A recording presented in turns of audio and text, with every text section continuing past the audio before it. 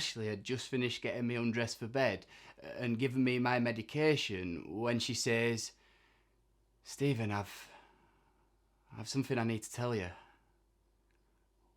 I thought she was being quiet with me, not her usual cheerful self.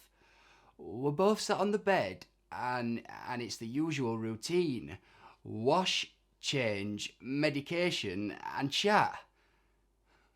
I love chatting to my sister. She's always telling me about her work at the hairdressers and the different customers that come in. Especially the old ladies who give Ashley sweets and show her photos of their grandchildren. My sister's a good hairdresser. She cuts my hair when it needs doing and pretends that I'm a proper customer. And we laugh a lot while she does it. She even pretends I'm one of her old ladies wanting a perm. Oh, but tonight she isn't laughing. "Stephen," she says, and she's holding my hand. "You know, me and Danny have been going out for quite a few years now." Oh, I say yes. You are boyfriend and girlfriend. Danny is 25, the same age as Ashley. She's my oldest sister. My other sister is called Georgia, but she's younger than me. She's only 14. Ashley says Danny has asked me to move in with him. I'm confused, but Danny lives 25.5 miles away, I say. Ashley told me this once. Does this mean that he's going to come and pick you up from our house every day? Ashley isn't looking at me, but I can see that she's almost crying. "No, Stephen. I'll be sleeping at Danny's house. I'll eat my meals there, get ready for work there." "But you've got a bedroom here," I say. She squeezes my hand tighter and it hurts a bit. "Stephen, I'll still come and see you whenever I can. I just won't be able to see you every night, that's all." I'm thinking, who's going to look after me now? Give me my medication, get me ready for bed. If I miss my medication, then I might end up in the hospital again, and that wasn't very nice. "Will Georgia look after me now?" I say. "No, Stephen. She's too young. Mum will look after you." I let go of Ashley's hand. "But I don't want Mum looking after me at night. I want you to do it." Ashley says something about leading her own life and wanting to make a go of it with Danny. She kisses me goodnight, and as she does so, a tear falls from her face onto mine. "Good night, Stephen. I'll see you in the morning, yeah?" She says that, and then she leaves me. As I lie in bed, I'm crying too.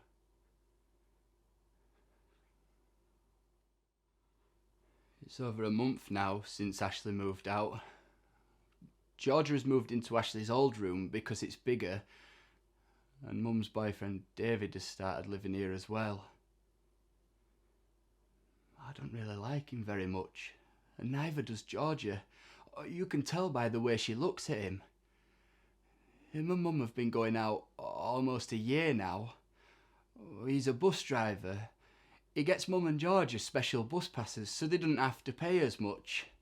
I still go to 2 daycare centres a week, but on a night, it's Mum that gets me ready for bed. Sometimes he helps as well. Mum never really chats much, just gets on with it. I overhear her on the phone sometimes, and I can hear her saying she's exhausted looking after me. Then, one night I hear David ask her if she wants to go to the pub, but she says she can't because she's tied to me. David gets angry and slams the door. I just wish Ashley was here. I used to see her quite often when she first moved out, but now I hardly see her at all. And George is really moody these days. Hardly speaks, just sits in a room and listens to music. One night, Mum comes into my room and says that her and David are going out. George is in, she says. She'll help you get ready for bed, but you are 18 now. Should be able to look after yourself a bit more. Later on, Georgia comes into my room. It's quite early for going to bed, but she gets all embarrassed and cross when she's helping me get undressed.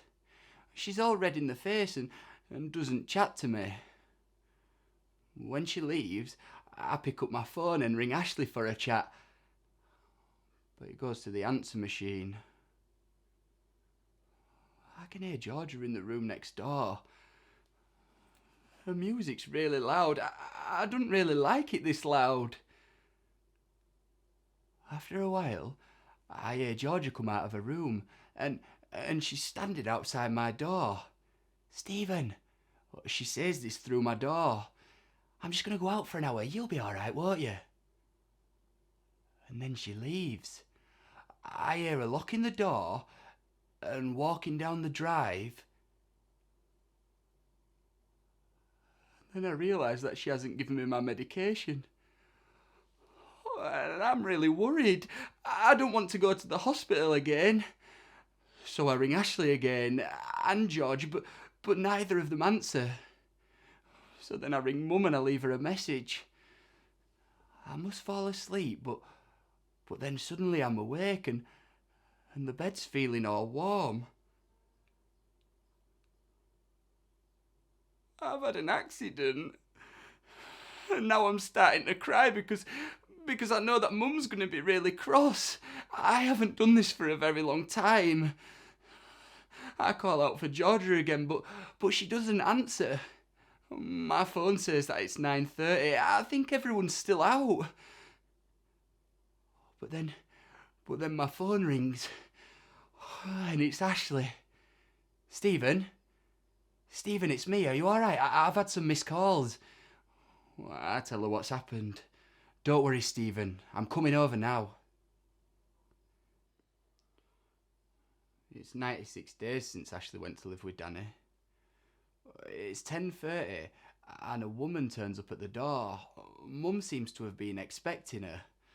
George is at school and David sat at the table in a shirt and tie. The woman is shown in. She sees me and says hello. Hello everyone, my name's Denise. I've come to have a chat with you all. I have no idea who this woman is. She comes in and she sits at the table and Mum starts making tea for everyone. Mum doesn't seem to like the lady all that much. She keeps telling her how exhausted she is and that she can't do anything. It's much harder since our Ashley moves out, she says, and it's really starting to put a strain on our relationship. Mum nods to David. I wish he wasn't here. I don't feel comfortable. It's bad enough now Mum lets him put me to bed on a night sometimes.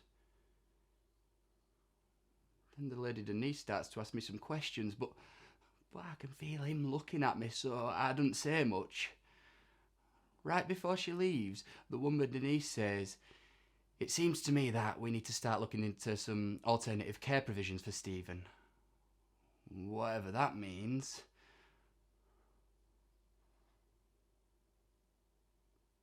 One day, I'm at the daycare centre, and this lady Denise turns up again. She sees me and says, "Hello, Stephen." Mandy from the daycare centre says, "I'll leave you to it, but I'd have preferred her to stay." I like Mandy. The woman Denise starts to ask me some questions about the bruises on my arm. I don't say anything. Mandy was worried when she saw the bruises, Stephen. Oh, she seems like a nice lady, but I still don't want to talk to her about it. She tries talking to me about my home life, my medication, all kinds of things, but I'm finding it hard to tell her things. But I do tell her that I don't like David. At one point, the lady Denise leaves the room and I can hear her talking on the telephone. I hear the words safeguarding measures and it makes me scared. I've heard those words before when I had to have time off school because I was in the hospital. I'd missed my medication and an ambulance had to be called. Afterwards, me and Mum went to lots of meetings and there were these people there I didn't know and they were all talking about me. Then Denise comes back in the room. Stephen, I need to start thinking about your well-being. And from what I'm observing, I'm not sure that home is necessarily the best place for you at the moment. That night, I tell Mum that I don't want him putting me to bed. She says okay, and she does it. She's quite chatty tonight, not quiet like she usually is. I see her looking at the bruises on my arms. She doesn't mention them, but instead she says, Stephen, I do love you, you know. That night, I dream I'm in the hospital again, and I'm all alone. I'm calling out for Ashley and Mum, but no one comes. I need the toilet. I'm shouting, but I can't move.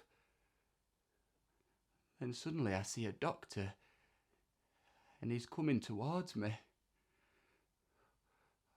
As he gets nearer, I realise that it's not a doctor, and he's got something in his hand. It's a bus pass. I let out a scream as I see the face of David. You're going to live in the hospital from now on.